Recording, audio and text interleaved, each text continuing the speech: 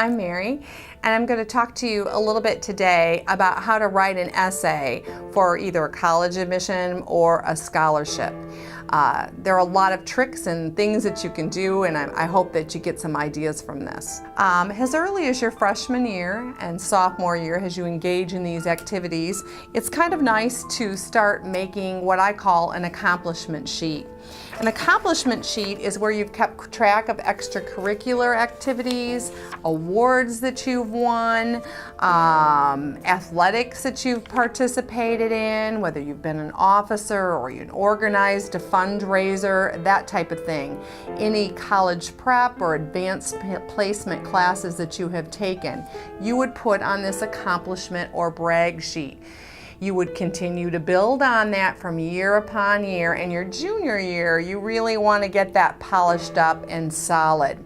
As you get toward the spring of your junior year, take this accomplishment sheet and write a little letter to the people that you would like to write a reference letter for you.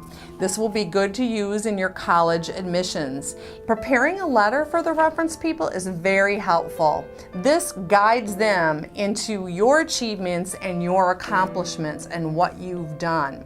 I personally like that when I get that, because I know the person then, I know what they've done besides how I know them, and then I know how to tailor make a letter, whether it be for admissions or whether it be for scholarships. When you're picking people to write reference letters for you, you will want to pick somebody who's actually seen you organize, participate, volunteer, a community person maybe that you did some work for, a church member, that type of thing.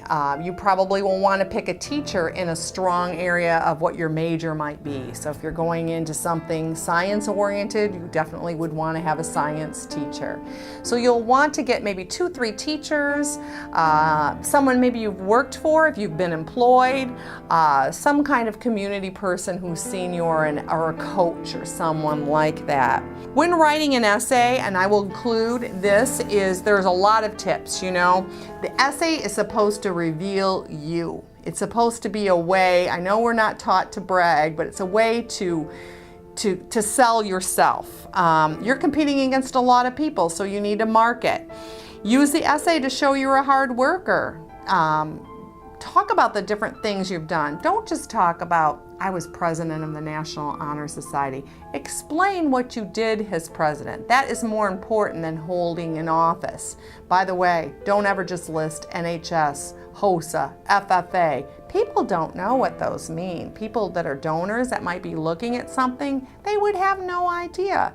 So spell it all out so that they know what organization you were in.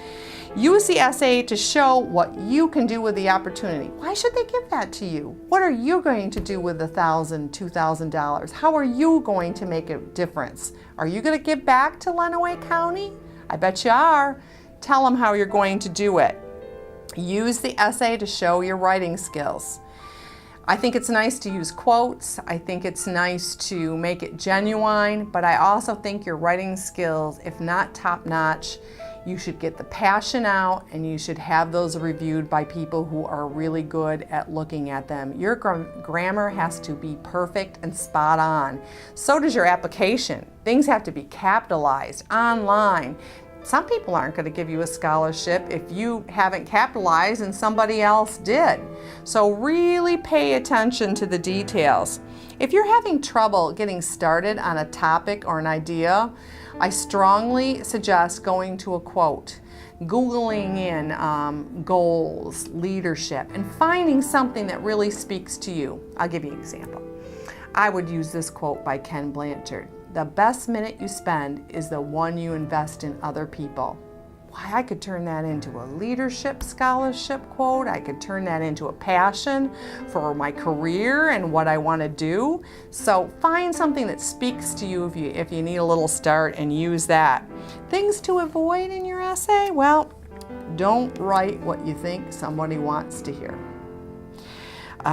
Don't write about information that you put someplace else in your application unless you really want to lift it up. Here's one that I have trouble with.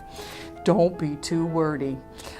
Be specific. Don't use unnecessary words. There's a really cool thing on your computer. It's called auto summarize. If you have to get from a 500-word essay to a 250-word essay, you highlight the whole thing and then it boils down to the main point. I use that a lot because I have trouble with that.